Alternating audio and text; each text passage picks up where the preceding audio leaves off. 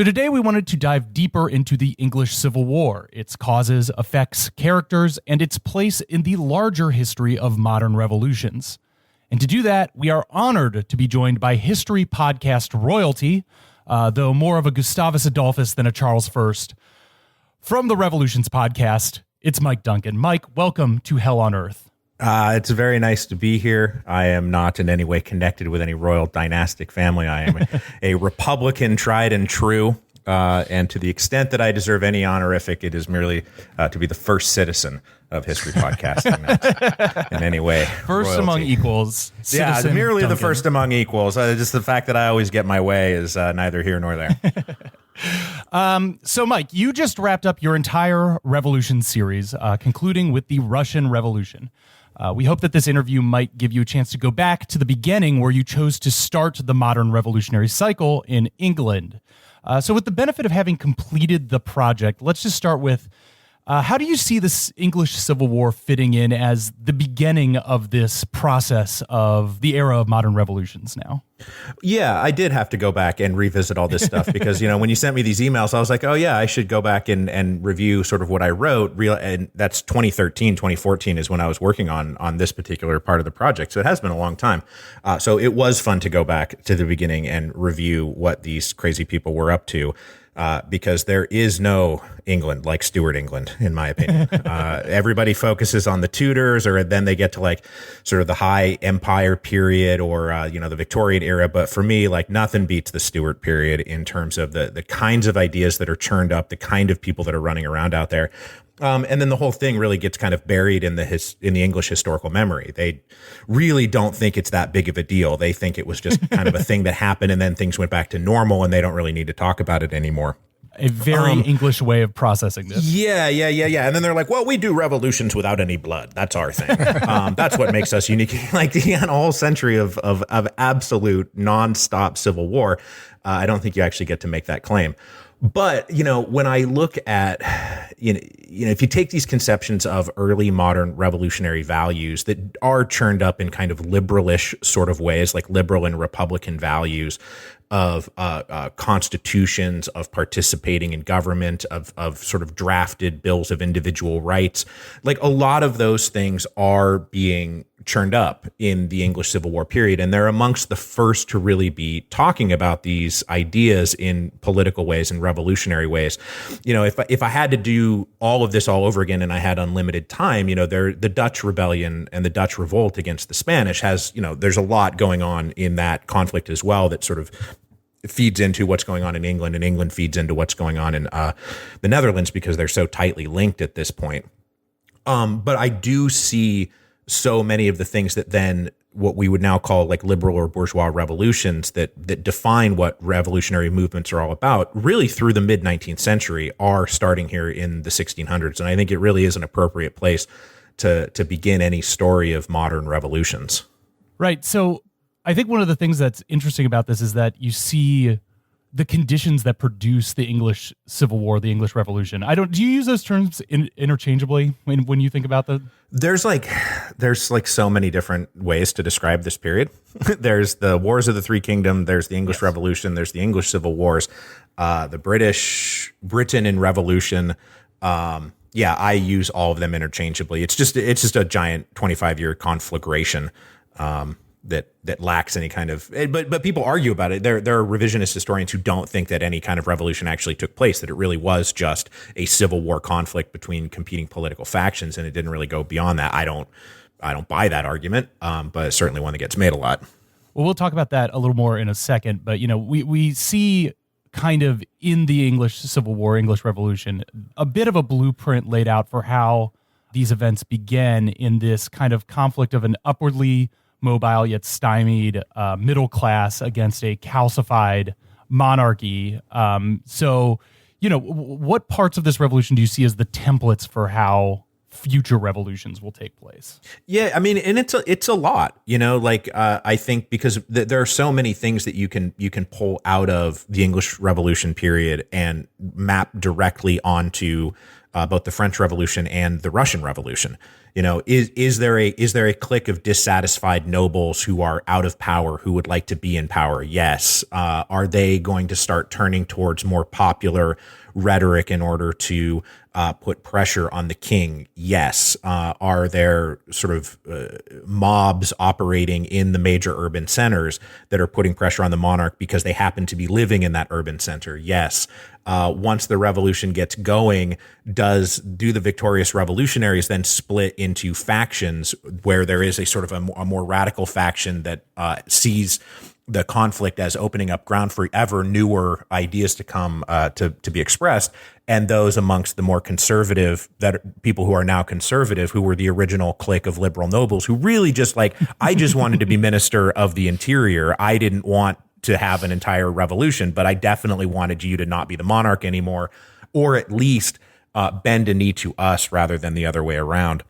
So kind of point by point in the stages of revolution, I think the English Revolution pretty much ticks every single one of them up to, at the end, you have this sort of more authoritarian figure who is coming in, who is reimposing some kind of order. And then there is ultimately a full turn of the revolutionary wheel and a restoration. Yes, but then also along the lines that you were saying that there's a revisionist take about it because of, England's precociousness and kind of how it's starting in the both with at its time the most advanced institutions and then relative to other revolutions that would come later, less advanced institutions, there's a way that you can see that its revolution is a little, mutated, stillbirth.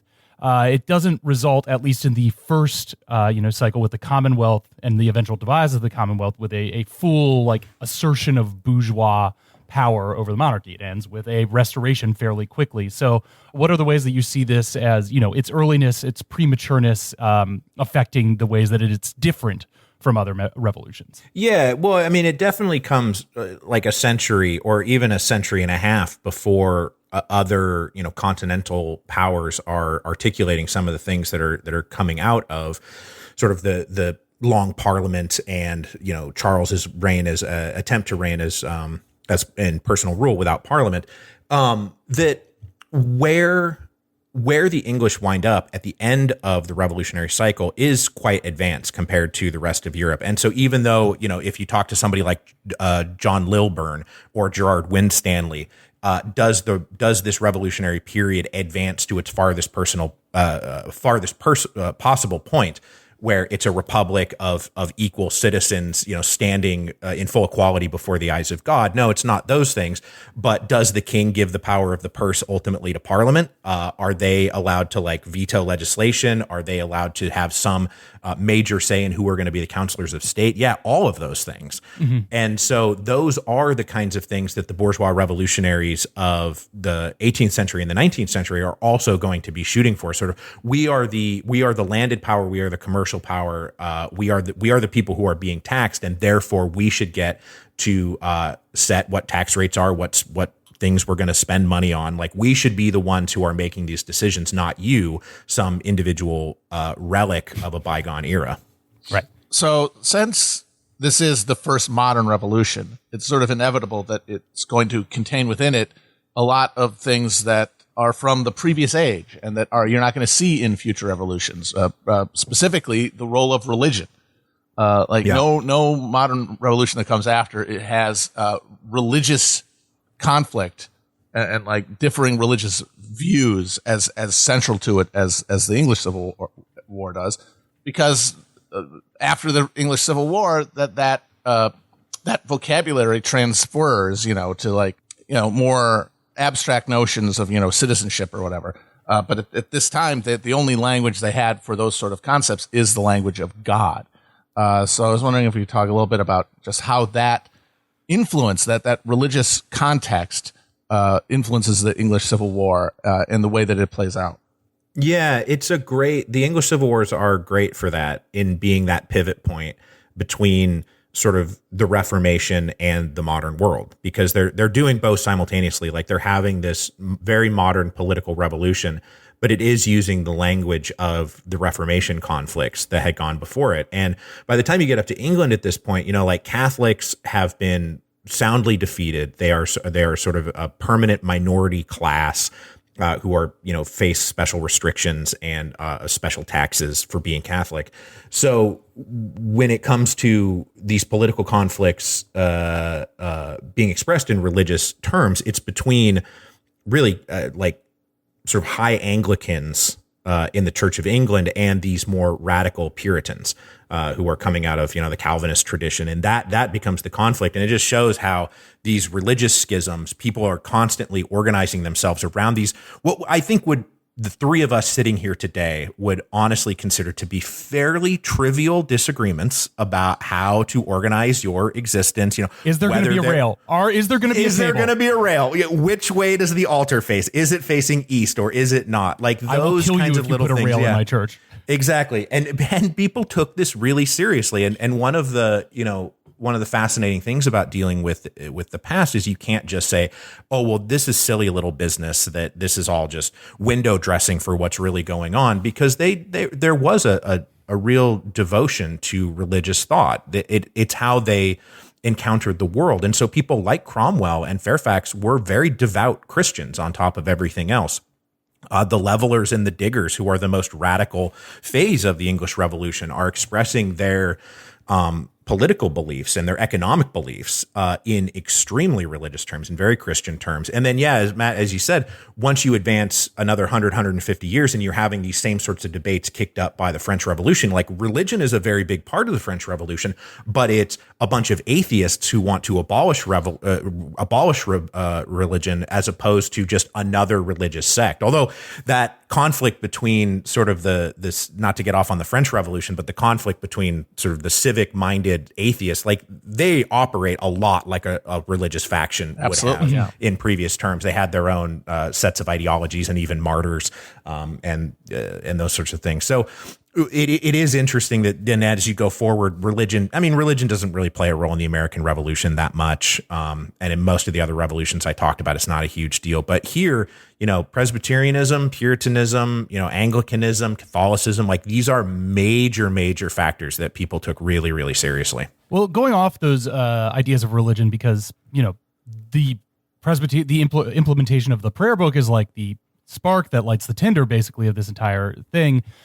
So let's go back a little bit to the conditions that created the revolution. I guess the main thing that I want to get to, because, we both covered how the revolution began extensively in our series, is like, what would you say it is about England itself and the conditions there that made its conflict in the 17th century turn into a revolution rather than, kind of the morass of inter-elite struggles that we've spent time covering on the continent in the 30 Years' War, or more noble rebellions like in the Fronde, or peasant revolts as we see all over Europe? Like, what is it about England's condition that turns its situation into a revolution? Yeah, I've thought a lot about this because, I don't want to give the answer that's just like, well, the English are more, as a culture, are more liberty loving than, than other the thing cultures. About England is that they're more English. They got the liberty gene. Yeah, you know what I mean? Like, so I don't want to get into this like sort of cultural determinism that there was just, the character of John Bull, had them do X, Y, and Z things. But when I think about the English, there's no way. Parliament is the thing that makes England unique politically.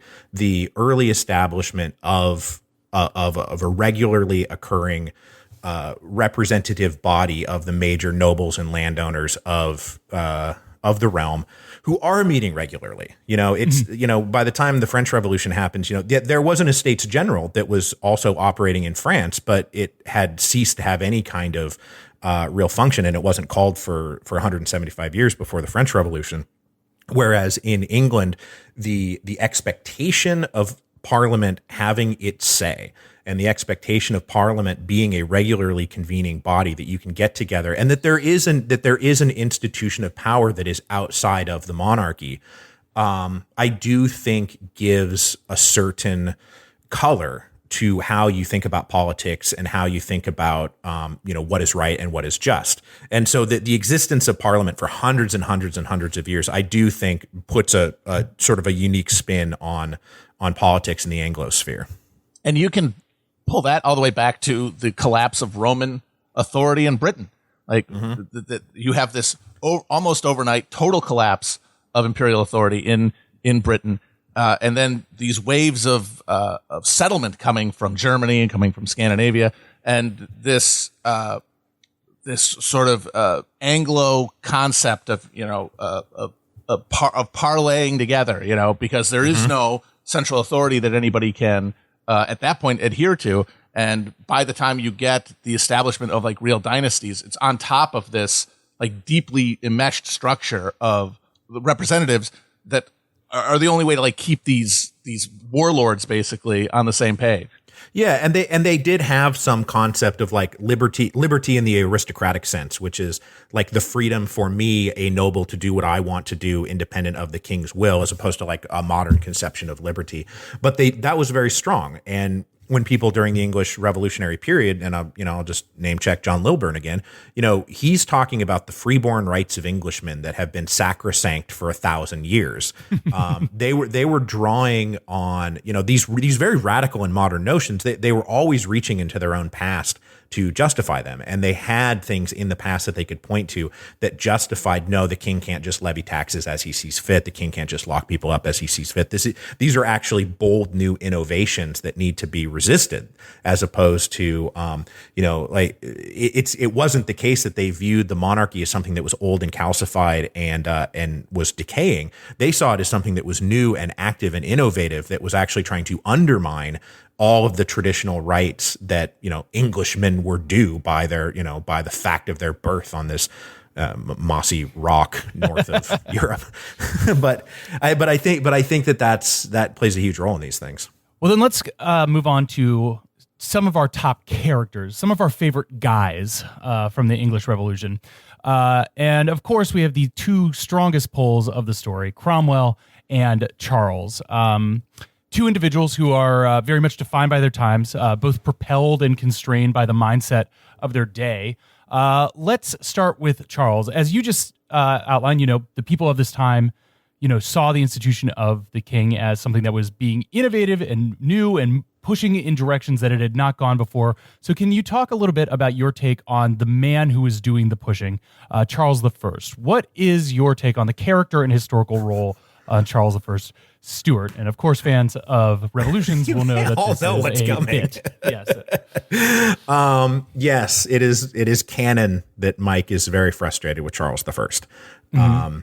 And that I see him as somebody like, and I said this in the show too, like let's start at the beginning. Was Charles I some tyrant, some despot, some murderous, evil lord? He wasn't any of those things. I don't think that he was even he wasn't a bad ruler in the sense that he was abusive or exploitive or cruel in any way, shape, or form. But he did have an inflexibility to his own mind, and I think a distinct lack of imagination that I don't know how to precisely define like where that comes from. He was the second-born son. Like, he was never meant to be king. His older brother was far more talented and far probably better equipped to be king than Charles was, and it's something of a tragedy that his older brother died, which brings Charles into it in a way that I don't think Charles really wanted or was going to prove fit for. And then there's this other business about his dad, who's James I. And if you study like the history of political philosophy or European political philosophy, and you want to get to defining the divine right of kings argument as it sort of comes up in the 1500s and 1600s as something to sort of theoretically replace some of the feudal contracts that had preceded them, that you're going to read James I, because James was the one who actually articulated best of all the concept of the divine right of kings. And you can, obviously, I don't agree with the divine right of kings as like a theory of government. But if you want the best version of the argument, you're going to read James I. But James I is also well known as a very, ready to make a deal type of king. Like, he was willing to compromise. He understood the practical bounds of politics. And so it was kind of like James was doing the work of being a practical politician during the day. And then at night would go and have these kinds of like fantasies where like, but the reason this is okay is because God has told me to do it, and I've been anointed by God. And his son, Charles, kind of inherits all of these writings and all of these ideas, and he really takes them far more literally than his father ever did. And so Charles has these ideas about him as king, representing this divine, this divine expression of divine will. And so if anybody tries to push back on him or do anything that's not what he wants, then he thinks that this is some kind of blasphemy on top of everything else. And he simply cannot handle that. And then he also has this turn of mind that he wants things to be uniform. He wants things to be clean and uniform. And actually it reminds me a lot of Constantine in this way, that I find Constantine doing a lot of the same things as Charles, where he didn't like the idea of a bunch of different things happening out there simultaneously. He just wanted there to be one religion, one God, one king, one realm. Like they were trying to knit together Scotland and England on top of everything else. Like it was a uniformity process, and then when this runs up against people who don't want what he wants, Charles just didn't understand that other people had ideas too, and other people had wants and needs, and he was just happy to kind of blow that aside. And this is what fatally undermines him, because he doesn't have the juice to do what he's trying to do. See, that's why I can't help but feel a little sympathy for Charles and kind of stick up for him a little bit, just because I have a hard time imagining him ever being able to come aware of just how much things had changed around him, just how much like the social ferment, especially in cities like London, had changed the relationship between sovereign and his subjects, and there was no way he was ever going to come into awareness of that until he smacked up against it. The thing that always gets me with Charles is the indecision at the crucial moments, the unwillingness to pick a path. And specifically, Berwick to me is like, that's the moment where you just are like, what are you doing? You went to all this trouble. There's several times where just what are you doing? We'll have more on that in a minute. You like, what are you doing? You got these guys up here to came all the way to the border. These Scots, and now you're just gonna shake hands and walk away. I mean, if you are going to go with the whole divine right of the kings, like God is at my back thing, you really have to commit to it. You can't at the last minute decide I'm just gonna try to negotiate my way out of what at that point had clearly become a ineluctable conflict. Yeah, he always thought that he was one move away from like the world's greatest comeback checkmate, right? That sure, I'm cornered, but like I'll move here, and then the next thing you know, I will have turned the entire tables on you, and I'll get out of this with checkmate. And that is that he would make a deal with somebody. He'd make a deal with the Scots, or he'd make a deal with the Presbyterians, he'd make a deal with the Independents, and then he would immediately try to use that as leverage to get an even better deal from one of their rivals. He constantly was trying to play these people off of each other, but he just wasn't good enough to seal the deal. He wasn't good enough to win the game that he thought that he was going to win. So then there's Charles, and then there's also on the other pole Cromwell. And, we could talk about Cromwell a bit as an individual, and he's certainly kind of a fascinating guy. I've certainly through the process of doing this have gotten to form a love for Cromwell's turn of phrase. But, Cromwell and his contemporaries, from their more insecure and agitated social position, we see them able to move further politically, able to kind of sense what Matt was talking about, the shift in terrain, and push things further than anyone, even themselves, could have possibly imagined.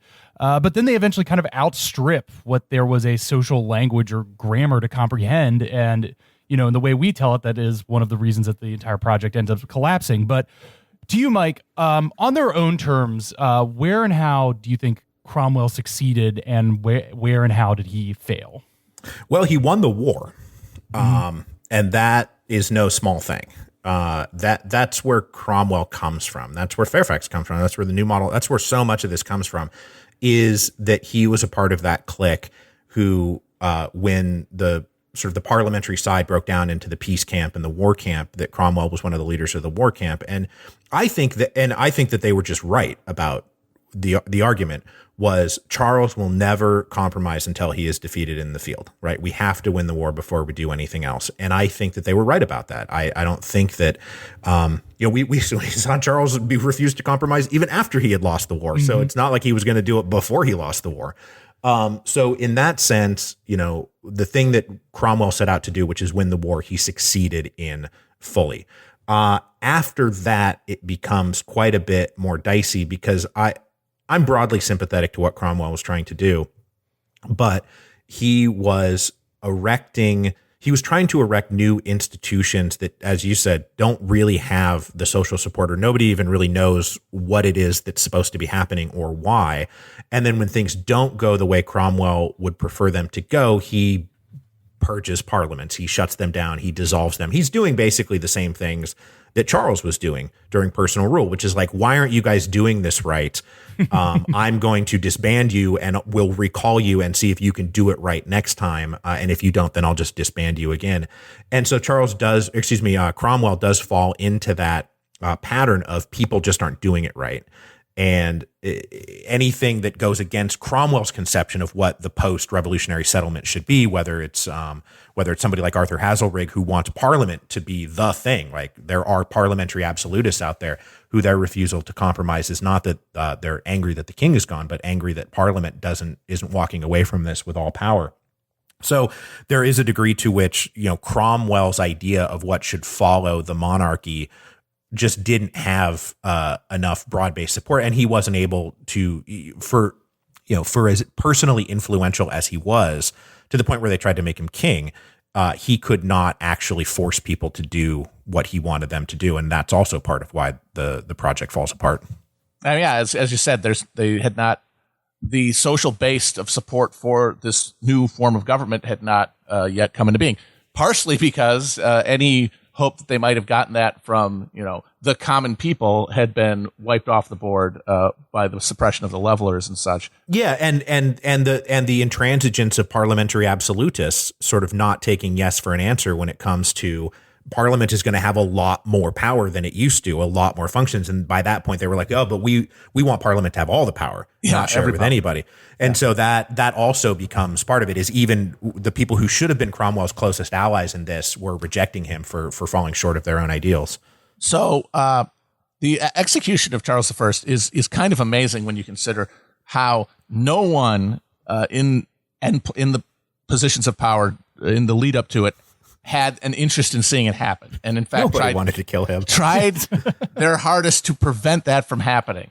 And Charles just continued to force them. He put his own head. It's like he was sitting there with the axe, like trying to chop his own head off. And I get that. It's like, if you can't live in a world where you're not the king that you thought you were, then you might as well be a martyr than just some irrelevant loser.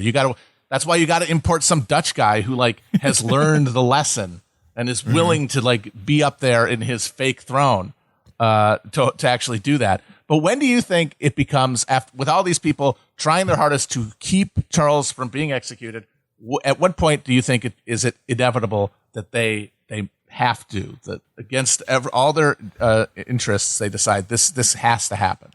It seemed like Charles, he was executed in January of 1649, right? Yes.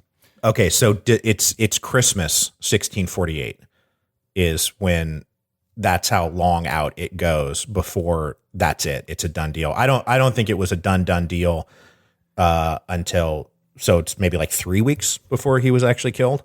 And I think that final decision did kind of rest with Cromwell, and he took a week with it. He didn't know, and I don't think it's clear whether he was just stalling or whether Cromwell himself was genuinely unsure about what needed to happen. Cromwell has a lot of moments like that. Yeah, it's very, very late hours, and you do feel like Charles could have stood up on the scaffold and been like, you know what, I changed my mind, let's do the deals, and they would have been like, okay, let's do the deals, man. We didn't want to do this. We just want you to agree to let us, tax ourselves. That's the whole thing. And obviously, however you're going to settle the religious bit. But yeah, I think it's incredibly late. And I don't think that regicide was on anybody's mind at all. As you said, and it just is a thing that then happened of almost its own initiative. Do you think that it was around the same point when Charles himself came to terms with the fact that he was going to be a martyr for the cause of kings, or do you think it was basically until the axe swang that he was like, oh I feel like Charles actually probably made up his mind quite a bit earlier than that. That, as Matt said, he didn't want to live a degraded life.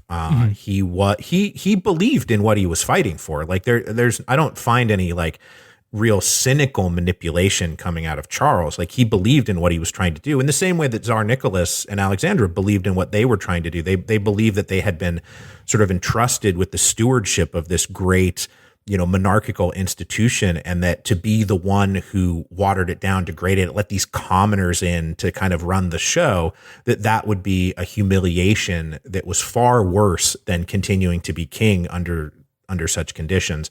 So I do feel like Charles, like in the last sort of rounds of negotiations, when you find him really not interested in cutting a deal, he's like, yeah, you've kind of already made up your mind, maybe like a year before it happened, that like, I'm not going to do anything that compromises my beliefs. And if they kill me, then that's fine, because I'll go to heaven.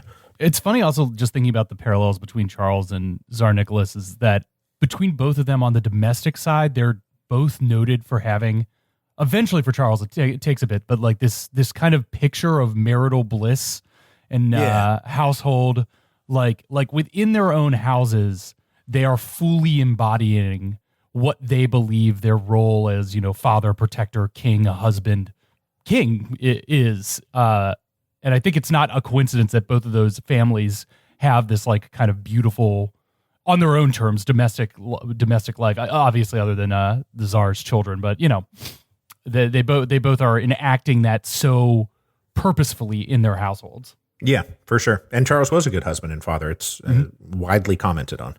Yes. So this is kind of roping back around to, we were just talking about the, Cromwell in the Commonwealth and kind of Cromwell's own inability to cohere it. But I guess I want to dig down a little bit more and just talk about the Commonwealth in general. We kind of talked about Cromwell's inability to forge a kind of leadership point in it to make things work. But I was wondering if you have any thoughts about, on the kind of digging more to the social basis and what else were the reasons that the Commonwealth was unable to cohere into a real polity at the time after Charles's death? I mean, that's a huge question. So I would say that part of it is there is this kind of like selection process of victors in these various factional struggles that are going on in Scotland, in England, and over in Ireland, that the winning faction is sort of smaller and smaller compared to the population as a whole. And so by the time you get to the regicide and the creation of the Commonwealth, I think most people in most places throughout England, their number one overriding goal was, we would like peace, please, right? We don't want any more war. Like, we hate the wars. Like, we don't like impressment. The clubmen are everywhere at this point who are organized local bands to fight off any army that tries to come in and like provision from them or try to conscript their population. So there was a general exhaustion with war and conflict. And the Commonwealth, because of its very nature, kind of existed in an antagonistic position towards the entrenched interests, not just in the British Isles, but kind of what would eventually be throughout Europe. And so that kind of antagonistic relationship with everything else that was happening around it kind of seemed to guarantee that if the Commonwealth continued, that there would just be more war and conflict. And so it's like, so I think if you talk to the average person out there, and at this point we're talking about peasants and villagers, they're just like, dude, who cares? I don't want this anymore if it's going to mean more conflict. And then just in general, that there is a monarchical turn of mind that you can't just turn off in a couple years. You can't just flip a switch and say we're Republicans now. And a lot of the peasantry, a lot of villagers, a lot of just sort of like average, English people, had fine feelings about the monarchy. Maybe they didn't like what Charles was doing specifically, but it's like, but we didn't intend to become a republic. The laws of the realm are all wrapped up in having a king. And so when you get to the very end, the end of the cycle of the Commonwealth period and the Restoration is about a democratic election, right? The rallying cry of the royalists is a free, fair, and open election, because they knew that if it was put to sort of that kind of national referendum, that the monarchy was going to trounce the Commonwealth. And then it absolutely did. And the reason why Cromwell in his later in his later days, and the people who followed him are trying to undermine free and fair elections and not have them be held, is because they know that the Commonwealth will be voted out the minute the people actually get a say in it. So I think that has a huge part to do with it. It's just like it just didn't have the votes, it morally or politically or economically. Well, then also along those alienating lines, because I know, when you did this, you did a bonus episode on the original war on Christmas. Yeah. Do you think that of this small and increasingly vanishing ruling clique, the kind of puritanical nature of them, and their various culture wars, the stuff on Christmas, the bans on plays, performances, how much of an effect do you think that stuff has on their ability to forge popularity?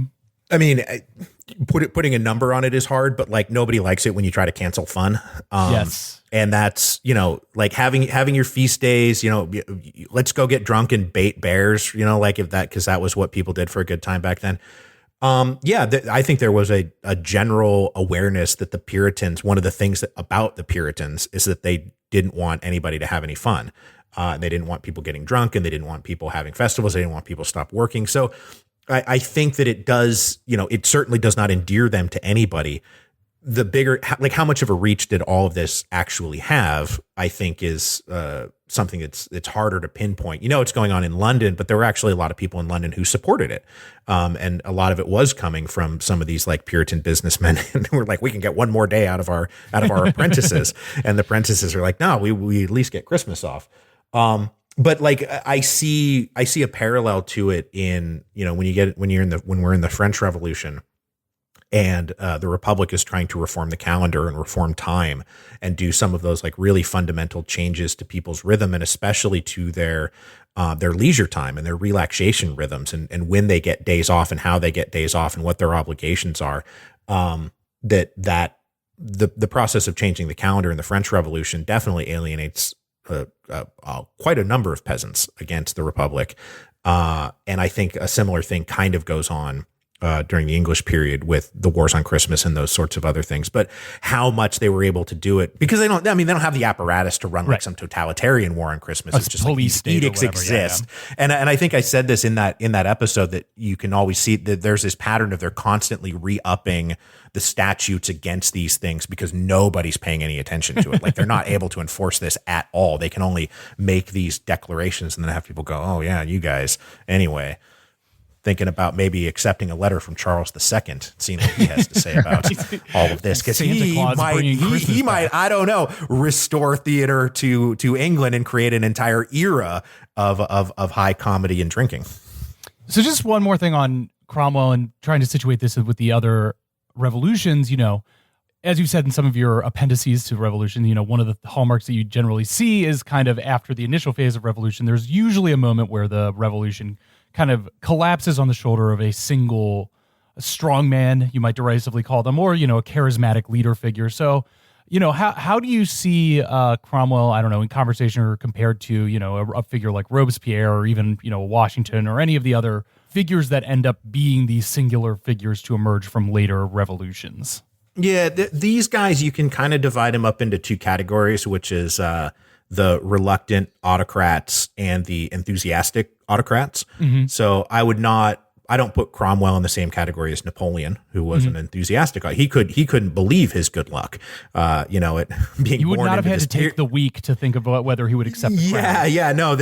There's all kinds of things, but Cromwell is operating in a very similar vein to, I think, George Washington when it comes to his relationship with individual personal power.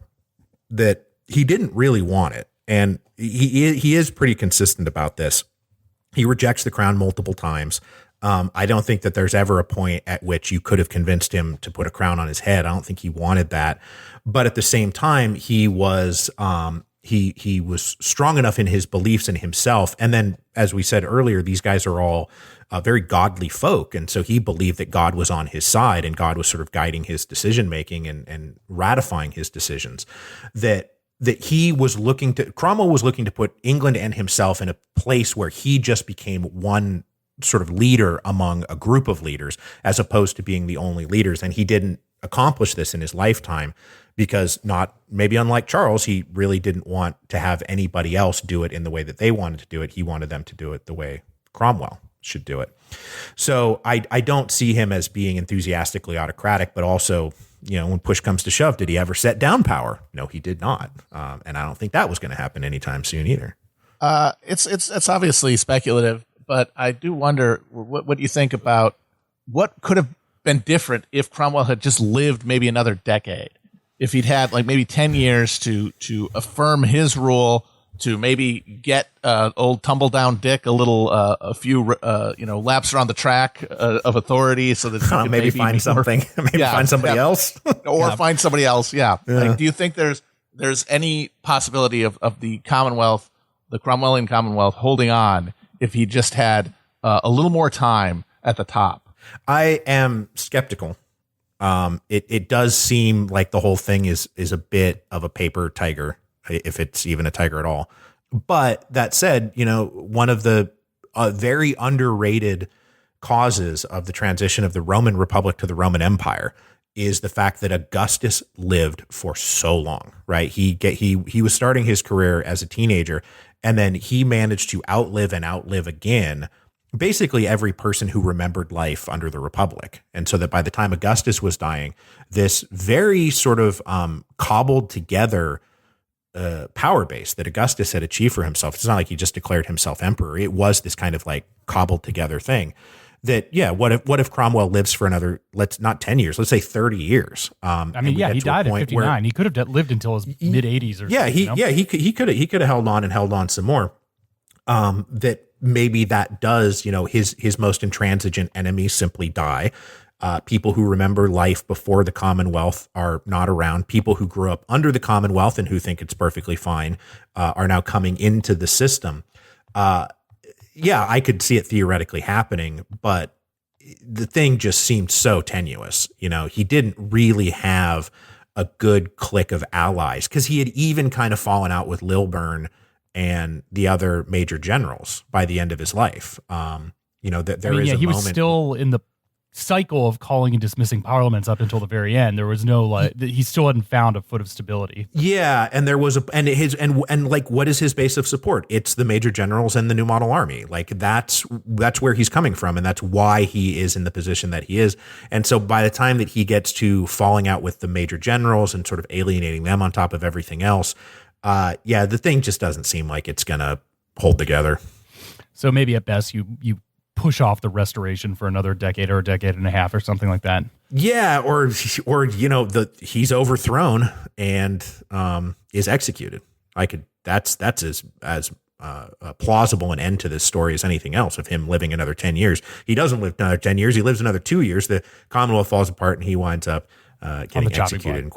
And they wouldn't have just chopped his head off, man. They would have done so many different things to him. I mean, what they did to the body was pretty grotesque. So let's talk for a second about like kind of the international implications of what happens to England in the mid 17th century.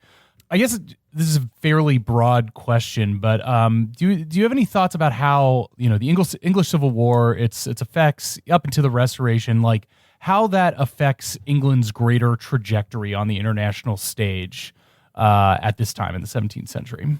Yeah, well, it's in this period of like Britain becoming a thing, right? I don't think that Britain becomes a thing because of these conflicts, but certainly it's all wrapped up in it. And when you get into, the Anglo-Dutch wars, which start to bring the British Navy, the Royal Navy out into the fore as like the thing that is going to define the next couple, 300 years of naval warfare is the Royal Navy. And then there's everybody else.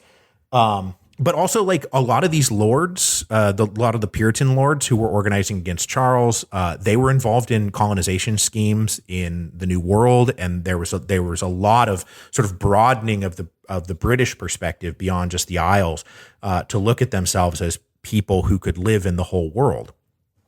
Cromwell is, he spends a good chunk of the Protectorate trying to organize like a League of Protestant States. Because he believes that that's going to be sort of one of the great ways that England can make its presence really felt in Europe is by allying with the Dutch and by allying with, the other sort of like Scandinavian Protestant powers in what is now an increasingly post 30 years war world. Which I don't know if we're going to talk about this, but I mean, every revolution that I've talked about has some kind of like major international dimension. There are foreign powers who are using the revolutionary factions often for their own ends. Everybody sort of picks a team inside the domestic revolution. And that doesn't really happen here because all of the major powers of Europe are like, no, dude, we can't do there are no more theaters, no more theaters to this war. Like we don't have the money, we don't have the men, we don't have the resources.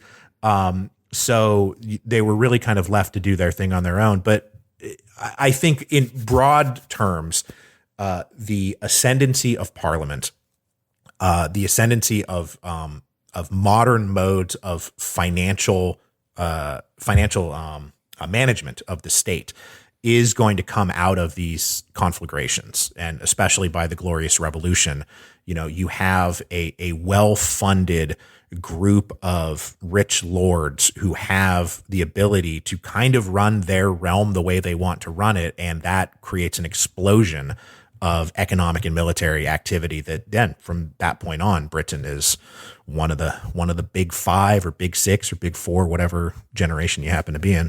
I was going to get to the Glorious Revolution and your thoughts on it because you don't really cover it in your series. But before we get there, I did just want to ask, going forward and again trying to link this up with other revolutions, I was trying to look up what American revolutionaries thought of the English Civil War, and I found a lot of like fairly contradictory takes. Like you're pretty much as likely to see Cromwell being called a tyrant by the founding fathers as Sure. Charles I. So I was just wondering if in your research, if again, as this is the first of the modern revolutions, if you see many people in the other modern revolutions hearkening back to the English Civil War from an internet, like the French or anybody else in the up into the 19th century. Yeah, well, I mean, the Americans definitely did, and they did see Cromwell as an autocrat, and that was something that they were trying to avoid. I think that George Washington was very well versed in the history of the English Civil Wars.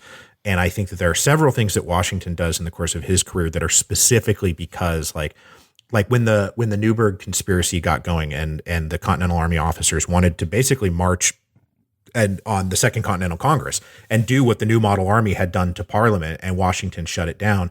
I have not confirmed this. Like there's no smoking gun piece of correspondence from Washington that confirms this, but I would be I think it's very likely that he was well aware of what Fairfax had done and what Cromwell had done, and specifically did the opposite thing. Because he fell in love with Sally Fairfax. And Sally Fairfax is, she's whatever, like a great grandniece of Thomas Fairfax. Like it's all part of the same family. Right. And then, of course, one of my favorite anecdotes from the whole period is when years and years later, when Thomas Jefferson and John Adams are both serving as diplomats in Europe after the American Revolution, they went on a tour of the British countryside, and they go to Worcester, and there's some peasant, like leading around some sheep. And John Adams is like, "Do you know what happened on this field?" And the peasant's like, "My sheep go to the bathroom. I don't know what the answer is here." And he's like, "This is where, good men died for liberty, and you should know that." And he basically yells at this peasant for not being aware of the history that was made on this ground. He's like, "This is the most, I've been to the place with we put a tree there." Some like American vice admiral like 20 years ago planted a tree where John Adams yelled at a peasant.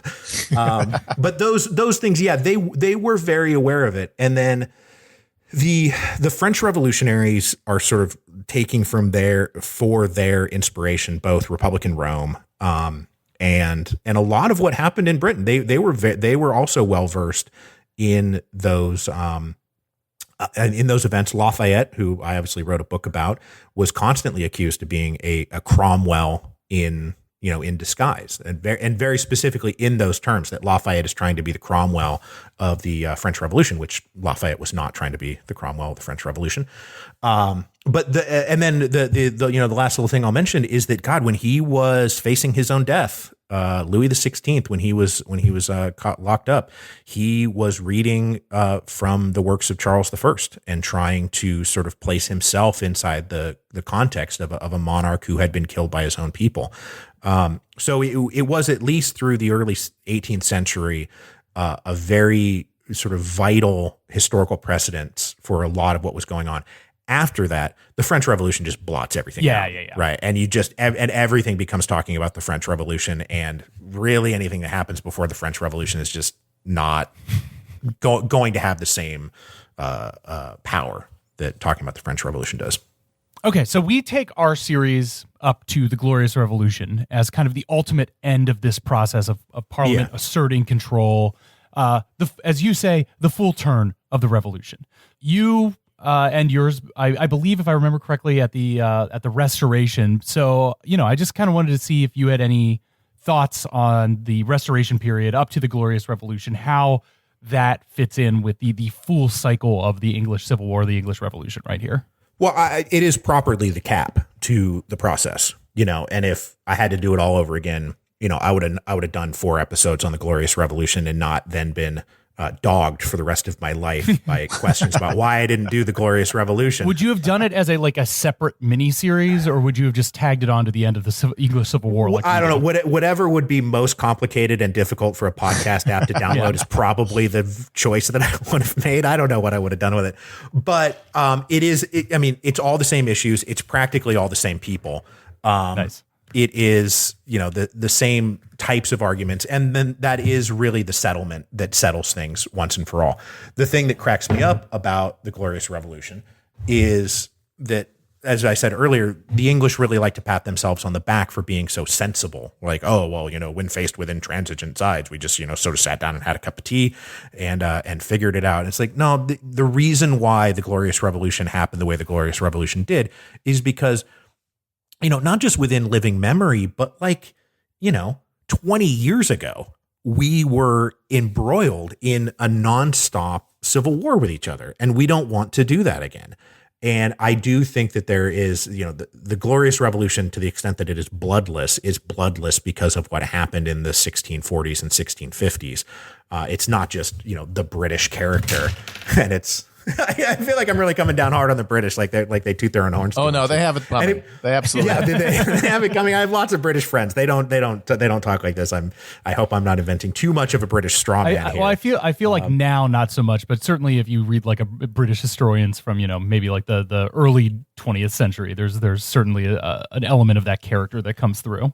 Yeah, and so it's definitely a part of it. It's definitely a great pivot. I don't know how you guys described it, but it's very clearly like the hostile takeover of the British crown by a bunch of Dutch bankers, right? Yes. Which kind of seems exactly like what it was in the end.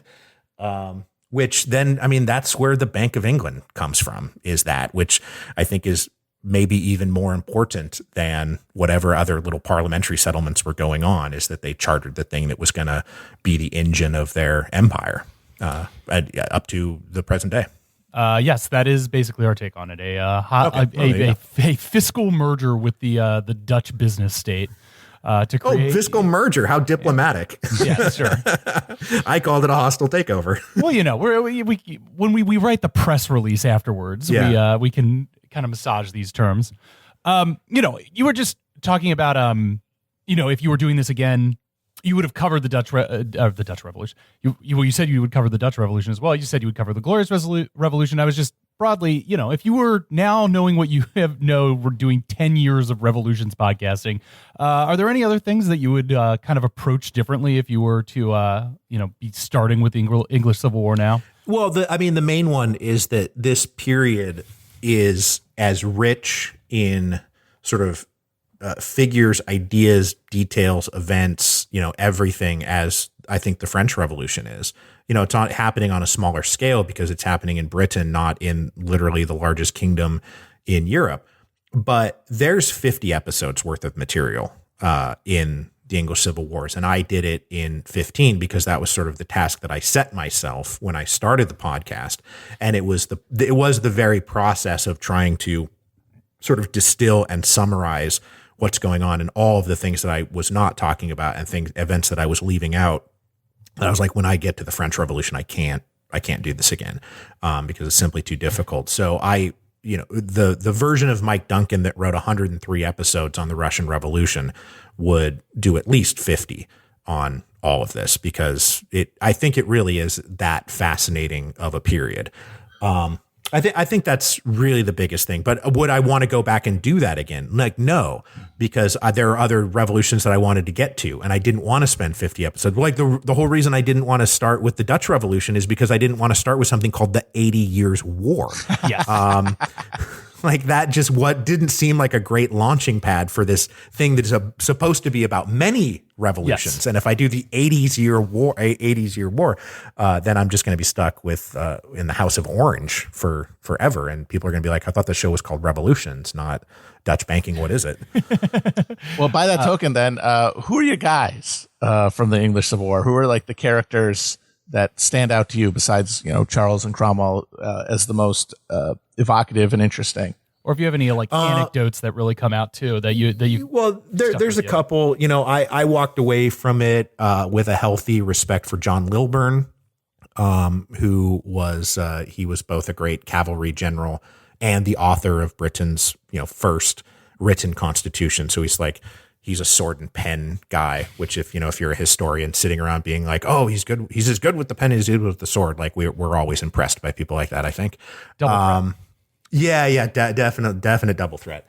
But also Gerard Winstanley, who is the leader, or at least the best writer of the Diggers, because the Diggers are an absolutely fascinating group of people. There's not that many of them, and it is sometimes hard to say like, oh, this was actually like a real social movement, because there weren't but 100 of them, hanging around. But I read a lot of Winstanley's stuff, and he has a remarkably modern voice. I don't know if you guys have read True Leveler. Yeah, it's remarkably readable. And it was notable in that, I'm reading all of these other contemporary people. I'm reading Clarendon and I'm reading Hazelrig and Cromwell. And then you get to Winstanley and you're like, man, this reads very smooth. So I definitely appreciated him for that. I mean, he's also like identifying like class conflict as like the engine of social pathology, like 200 years before Marx. It's wild. Yeah. And just, God told me to tell you that land is theft, all the great stuff that's in there. And then I think the last one who's on the other side is Clarendon, who is Edward Hyde, who was a counselor to Charles I. He was what we would call a constitutional royalist, that he was in favor of reform. And then he gets attached to King Charles II, and he writes the first great history of the period, right? I don't know if you guys cracked that at all, but he wrote from a royalist perspective, but with notable, I would say, honesty about the failings of Charles, the failings of the royalist side. Like when he talks about why they won and lost, like he does really good analysis, even though he's a royalist. He's able to see the faults of the royalists and is able to see the virtues of the parliamentarians. And then he's also the one who drafted the Declaration of Breda, which I think is, one of the all-time great political settlements that's ever been drafted, because that was basically like, invite Charles II back. You can have all the really hard stuff and he'll take all the really easy stuff and just hang out in this giant palace and throw parties and also secretly work with Louis XIV to try to undermine all of you. So like, so Hyde, who's now Clarendon, and like Oxford's Clarendon Press is actually named after him. Like it grows out of his household. So those three guys, I think, a digger, royalist, and John Lilburn. That covers the gamut. All right, great. Well, I think that mainly covers what we wanted to talk about the English Civil War, the revolutions, but wanted to give you a few minutes because though you have wrapped revolutions, you have already announced a new project. If you wanted to tell our audience what you're on to next, if that's, even remotely in the oncoming horizon. It is in the oncoming horizon. Just as of like last week, I finally started to emerge a little bit from my post-revolutions hibernation. Well earned. So me and Alexis Coe, who wrote a biography of George Washington called You Never Forget Your First, in addition to several other things, are going to start a show where it's the two of us talking about history books, because there isn't really like a just sort of history book chat type show. But we have we're lining things up right now, like what books we're going to talk about. But the idea is that as new history books come out, that we will be like a place that people can come and talk about their whatever new history book happens to be hitting the shelves, as well as going back and talking about great historical works of the past, like things that were formative to us. We want to do some things where we just do close reads on specific chapters. We're trying to keep it sort of as wide open as we possibly can.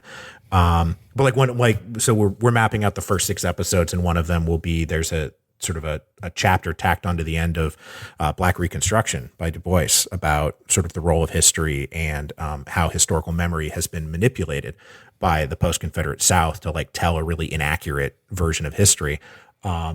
And so like we'll do a close read on that, I think is one of the things we're going to do. But that's what it is. It's Alexis Coe and I talking about history books in a more sort of conversational way, as opposed to tightly scripted Mike Duncan, which needs a break. tightly scripted Mike Duncan needs a bit of a rest. Well, I can tell you just from the two of us doing this for we've like 3 years now rather than a decade. I am exhausted. So it's very tight. It's very tiring. Very tiring. Can you tease a release date on that? And is it going to be its own, I assume, a new podcast feed? Yes, there will be a new podcast feed for it. I will announce it through the Revolutions feed and also the History of Rome feed, which people are still downloading episodes of the History of Rome. I'm going to finish that someday. Great. Yeah, someday. It's one of those things where I'm always glad that there's a little more History of Rome out there for me. Boy, I wasn't. I was excited. Boy, that was actually at that one. That was very bittersweet. I didn't know if I was going to keep going or not. But I think we're looking at May. May would be when this comes out. Awesome. Well, Mike, thank you so much for stopping by. This has been great. If you don't already listen to Revolutions, listen to History of Rome. Keep your eyes out for what's the name of the show? History books. Man, that's the one thing we don't have. Got to come up with a clever name. We'll call it Hell on Earth. Hell on the page. Yeah. Well, we'll keep an eye out for that. Chapo Trap Home. just get the search engine optimization going. Exactly. We'll keep an eye out for that. Otherwise, Mike, thank you so much for stopping by. Thank you. Thanks very much for having me, guys.